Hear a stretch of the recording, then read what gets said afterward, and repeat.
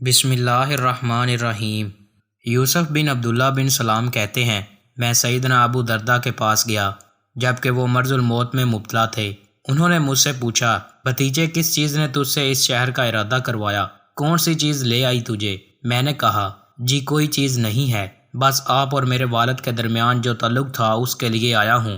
سیدنا ابو درداء رضی اللہ تعالی عنہ نے کہا، یہ جھوٹ بولنے کا برا وقت ہے۔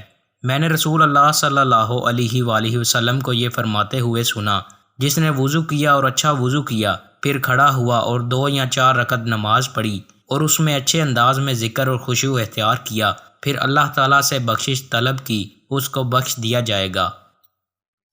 سیدنا عقبہ بن عامر رضی اللہ عنہ سے مروی ہے، وہ کہتے ہیں، میں نے رسول اللہ صلی اللہ علیہ وآلہ وسلم کو یہ فرماتے ہوئے سنا، جب بندہ وضو کر کے مسجد میں آتا ہے تو اللہ تعالیٰ اس کے ہر قدم کے بدلے 10 نیکیاں لکھتے ہیں، پھر جب وہ مسجد میں نماز پڑھ کر وہیں بیٹھ جاتا ہے تو وہ روزہ رکھنے والے اور قیام کرنے والے کی طرح ہوتا ہے، یہاں تک کہ وہ لوٹ آتا ہے۔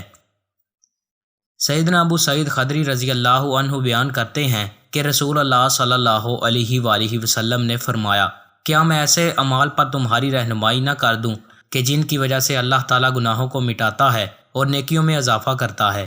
لوگوں نے کہا، جی کیوں نہیں، اے اللہ کے رسول۔ آپ صلی اللہ علیہ وآلہ وسلم نے فرمایا، ناپسندیوں کے باوجود وضو مکمل کرنا، مسجدوں کی طرف زیادہ چل کر جانا اور ایک نماز کے بعد دوسری نماز کا انتظار کرنا۔